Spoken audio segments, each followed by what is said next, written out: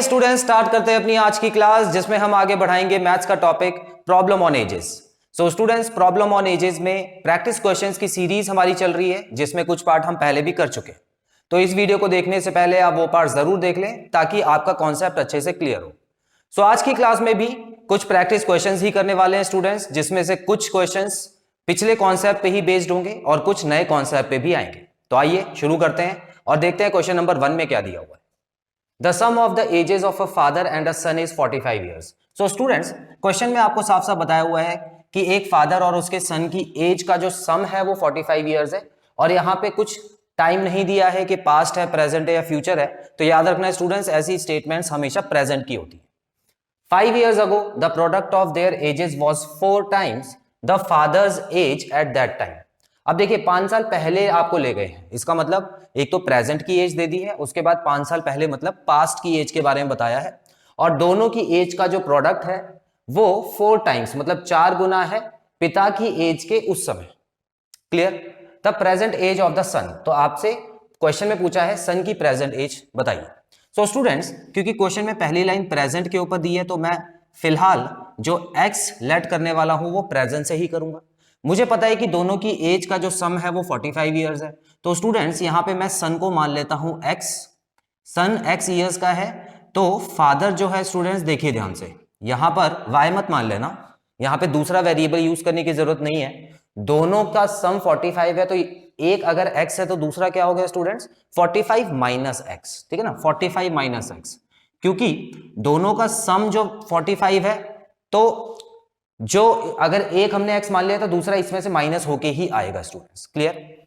कभी कभी क्या होता है, कंफ्यूज हो जाते हैं हम, x को आगे लिख के माइनस 45 पीछे लिख देते हैं तो वो गलत हो जाएगा। आपको पता है माइनस में क्या होता है, माइनस में एग्जैक्ट पोजीशंस लिखनी होती है, नहीं तो गलत हो जाता है ना। तो इसमें हमेशा 45 क्योंकि टोटल दिया हुआ है उससे बड़ा कोई भी नहीं होगा, तो 45 को ही आगे लिखना है, x को पीछे लिखना है। क्लियर? चलिए, तो ये तो प्रेजेंट हो गई। अब मैं इसको ले चलता हूं पास्ट में, और पास्ट में कितने साल पहले जाना है हमको, 5 साल पहले, तो -5 कर दो। तो सन की एज क्या होगी स्टूडेंट्स, ये होगी x माइनस 5 और फादर की एज हो गई 45 minus x minus 5। So students ये क्या हो गया 40 माइनस एक्स। तो अब ये दोनों हो गई पास्ट की एजेस। अब जो रिलेशनशिप मुझे दी हुई है वो पास्ट में ही दी हुई है, तो इन दोनों को मैं क्या करता हूं, एक तराजू में रख देता हूं। और तराजू कैसा होता है स्टूडेंट्स, इक्वल टू को तराजू बोलते हैं। सो ये हो गया x माइनस 5 और ये हो गया 40 minus x, sorry 40 minus x हो गया। ठीक है, चलिए अब क्या रिलेशन दिया हुआ है, 5 years ago the product of their ages was 4 times the father's age at that time। देखिए स्टूडेंट्स ध्यान से समझिएगा, यहां पर आपको एक और चीज करनी पड़ेगी।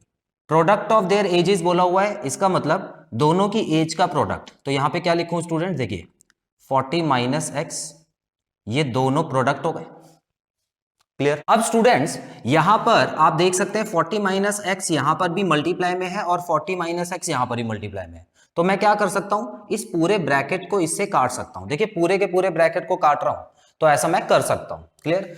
तो बड़ा सिंपल क्वेश्चन हो गया ये, x minus 5 is equal to 4, x की वैल्यू आ गई 9। सो स्टूडेंट्स यहां पे जो प्रेजेंट वैल्यू है, जो मैंने सन की मानी थी वो x ईयर्स मानी थी, तो जो 9 आया है वो सन की प्रेजेंट एज आई है। सो आंसर हमारा आ चुका है option number B 9। Clear students? इसका स्क्रीनशॉट लीजिए फिर आगे बढ़ते हैं।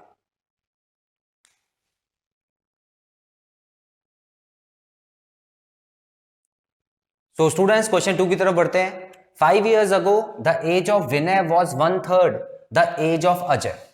सो यहां पर 5 साल पहले की एज का कंपैरिजन दे दिया है and now Vinay's age is 17 years। So students इतना याद रखिएगा, सबसे पहले आपको ऐसा कुछ देखना है जो कि रियल वैल्यू दी हो। जैसे कि इस क्वेश्चन में आपको विनय की एज 17 इयर्स दे दी है, तो जब भी ये रियल वैल्यू दे देते हैं तो इसका मतलब आपको पूरा क्वेश्चन है ना इसी के हिसाब से करना है। ठीक है, उसमें आपको ज्यादा फिर परेशान होने की जरूरत नहीं है क्योंकि मेन चीज तो आपके पास एक है। तो अब देखिए मैं कैसे इसी से आंसर निकालने की कोशिश करूंगा। निकालना क्या क्वेश्चन में, find the present age of Ajay. ठीक है, तो सबसे पहले मुझे जो प्रेजेंट एज ऑफ विनय दी हुई है, कितने साल है स्टूडेंट्स, वो है 17 साल। क्लियर? अब देखिए 5 years ago the age of Vinay was 1/3 the age of Ajay. अब एक बात बताइए, यहां पर अगर अजय का तो मुझे फिलहाल प्रेजेंट में तो कुछ नहीं पता, तो मैं फिलहाल यहाँ पे x मान लेता हूं और इनको ले चलता हूं पास्ट में, क्योंकि यहाँ पे 5 years ago की बात हो रही है, तो 5 साल पहले मतलब -5। सो विनय की एज हो गई 17 - 5 और अजय की एज हो गई कितनी, x - 5। सो 17 - 5 को तो मैं 12 लिख सकता हूं।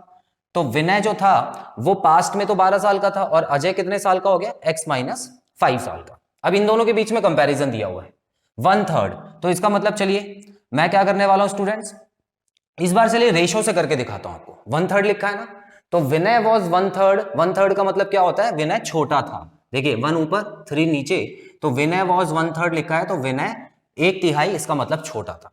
तो मैं क्या कर रहा हूं स्टूडेंट्स, यहां पे मैं विनय की एज लिख देता हूं और यहां पे अजय की एज लिख देता हूं और 1/3 इस तरह से लिख देता हूं। तो विनय के सामने आ गया छोटा नंबर, अजय के सामने आ गया बड़ा नंबर। तो इस तरह से भी आप कर सकते हैं।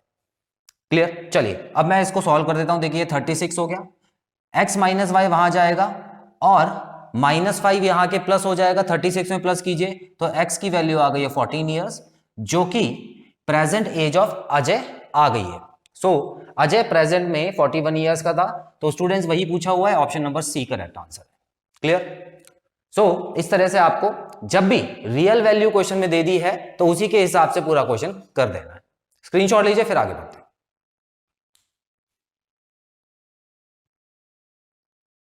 क्वेश्चन 3 की तरफ बढ़ते हैं students. My grandfather is 8 times older to me 16 year ago. ठीक है, तो इसका मतलब स्टूडेंट्स यहाँ पे पास्ट एज के बीच में कंपैरिजन दिया हुआ है और बताया हुआ है कि उनके ग्रैंडफादर और वो जो आदमी है या जो लड़का है उसकी एज में 16 साल पहले ग्रैंडफादर जो थे 8 गुना थे। He would be 3 times of my age 8 years from now. तो आज से 8 साल बाद जो ग्रैंडफादर हैं वो 3 गुना ही होंगे। 8 years ago the ratio of my age to age of my grandfather। तो स्टूडेंट्स देखिए क्वेश्चन वाला बस आपको घुमाया जा रहा है, ठीक है ना। वो कभी आपको 16 साल पहले बताता है, उसके बाद आपको 8 साल बाद में बताता है और उसके बाद आपसे पूछता है 8 साल पहले। लेकिन कोई दिक्कत नहीं है, कॉन्सेप्ट क्लियर है तो कर लेंगे। सो स्टूडेंट्स सबसे पहले मैं यहां पर देख पा रहा हूं कि पास्ट एज दी हुई है, ठीक है ना, यहां पे पास्ट दिया हुआ है और उसके बाद यहां पे देखिए फ्यूचर दे दिया है आपको, पास्ट और फ्यूचर दिया हुआ है। और आपको पता है पास्ट और फ्यूचर जब दिया होता है तो उसके बीच में प्रेजेंट हमको खुद ही लेना होता है। सो प्रेजेंट के बारे में तो हमारे पास कोई इंफॉर्मेशन है नहीं, है ना। प्रेजेंट के बारे में देखिए कोई भी इंफॉर्मेशन नहीं है, तो यहां से लेट करना मत शुरू कीजिएगा, आप लेट यहीं से कीजिएगा। तो मैं पास्ट में लेट कर लेता हूं कि जो सन ग्रैंड सन है, ठीक है, चलिए मैं बोल देता हूं कि माई, ठीक है, माई ही लिखा है वहां पे तो मैं माई ले लेता हूं। इसका मतलब मेरी जो एज थी वो x थी और जो ग्रैंडफादर की एज थी वो कितनी थी स्टूडेंट्स, 8 टाइम्स। इसका मतलब 8x, सीधा ऐसे करना है, टाइम्स लिखा है ना तो मल्टीप्लाई होगा, तो यहां पे प्लस मत कर देना गलती से, टाइम्स लिखा है तो मल्टीप्लाई। तो 16 साल पहले की बात है कि जो मैं था मुझसे 8 गुना मेरे ग्रैंडफादर थे। चलिए अब मैं 16 साल बाद यानी कि प्रेजेंट में इनको ले चलता हूं, तो ये हो गया +16। तो दोनों की एज में, मेरी एज में कितना फर्क आएगा, +16 हो जाएगा स्टूडेंट्स, और ग्रैंडफादर की एज में कितना फर्क आएगा, 8x + 16। इतना क्लियर? आगे बढ़ते हैं। अब देखिए यहां पर मुझे जो दूसरा रिलेशन दिया हुआ है वो इनके बीच में भी नहीं दिया हुआ, मुझे फ्यूचर एज के बीच में रिलेशन दिया हुआ है। मुझे 8 साल और आगे जाना होगा, तो इनको 8 साल और आगे ले चलते हैं स्टूडेंट्स, +8 कर देते हैं। तो मेरी जो एज है वो हो गई x प्लस, देखिए इसमें 8 और ऐड कीजिए, क्या हो गया, 24 हो गया।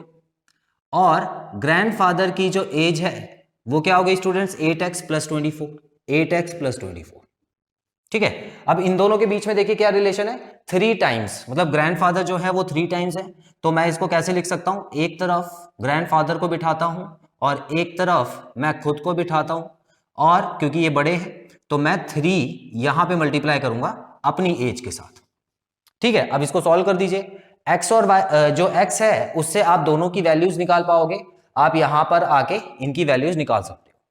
फिर हम देखेंगे क्या करना है, ठीक है। चलिए अब देखिए यहां पर आप देख सकते हैं 8x में से 3x गए तो यहां तो 5x बचा, और वहां पे क्या था, देखिए 3 से मल्टीप्लाई कीजिए 24 को तो 72 आता है, 72 माइनस 24 हो गया 48, तो x की वैल्यू आ गई 9.6 ईयर्स। सो स्टूडेंट्स यहाँ पे पॉइंट में आ गया, लेकिन घबराने वाली बात नहीं है, हमारा आंसर फिर भी आ जाएगा।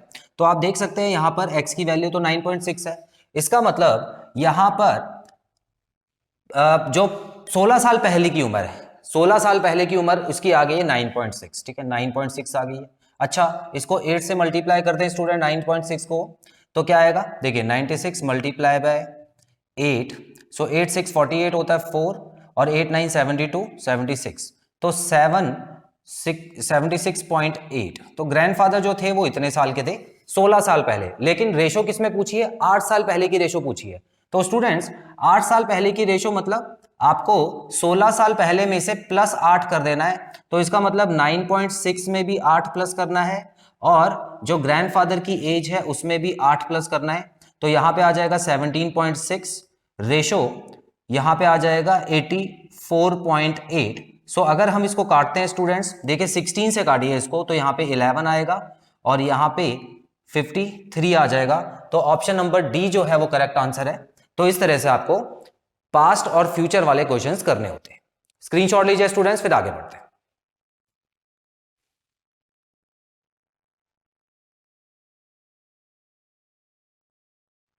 सो स्टूडेंट्स क्वेश्चन 4 देखिए, Hitesh is 40 years old and Rahul is 60 years old.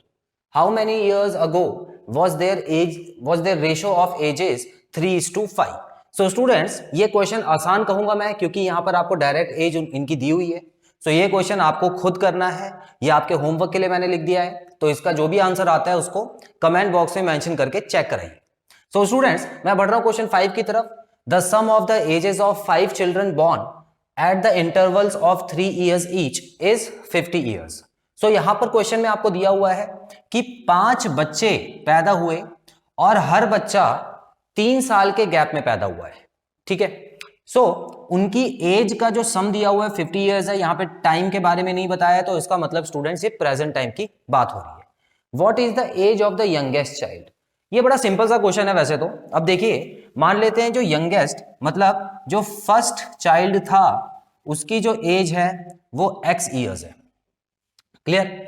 अब क्योंकि 3-3 साल बाद पैदा हो रहे हैं स्टूडेंट्स, और कितने बच्चे हैं टोटल, 5 बच्चे पैदा हुए हैं, तो सेकंड चाइल्ड जो होगा वो x+3 एज होगी उसकी, थर्ड चाइल्ड की इसी तरह आगे बढ़ते जाइए x+3+3, इसका मतलब x+6, फोर्थ की x+9, और फिफ्थ चाइल्ड की x+12।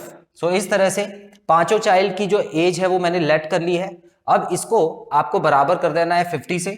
सो यहां पर देखिए 50 इनको प्लस करके बराबर करना है, क्योंकि यहां पर क्या दिया हुआ है 50 जो दिया हुआ है सम दिया हुआ है, ठीक है, तो इनको प्लस करके चलिए यहीं पे प्लस कर देते हैं। x कितनी बार आ रहा है, 5 बार आ रहा है, और नंबर्स को देखिए ये हो गया 12, ये हो गया 21, 21 + 6 27, और ये हो गया 30, तो ये लीजिए +30 हो गया इज इक्वल टू 50 लिख दीजिए। अब क्या करना है, सॉल्व कर दीजिए, 30 वहां जाके 20 हो गया x, और यहां पे 20/5 क्या करेंगे, x इज इक्वल टू 4 आ गया आंसर। सो स्टूडेंट्स तो जो सबसे छोटा बच्चा था वो था 4 साल का। अब इसमें कोई भी बच्चे की एज आपसे पूछी जा सकती है, भले ही वो जो बीच में बच्चा है उसकी पूछ सकते हैं, और फोर्थ सेकंड कुछ भी नाम देके आपको वो पूछ सकते हैं। तो स्टूडेंट्स आपको यहां पर सबसे छोटे की एज पता करनी थी, तो ऑप्शन ए करेक्ट आंसर है, क्लियर। इस तरह से आपको एक क्वेश्चन करना है। सो स्टूडेंट्स इसका स्क्रीनशॉट लीजिए, उसके बाद मैं वीडियो कंक्लूड करता हूं।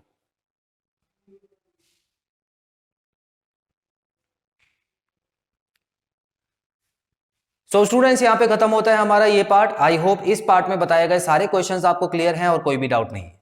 सो बहुत जल्द अपने अगले पार्ट में मिलते हैं। Till then take very good care of yourselves, have a nice time, God bless you, bye bye.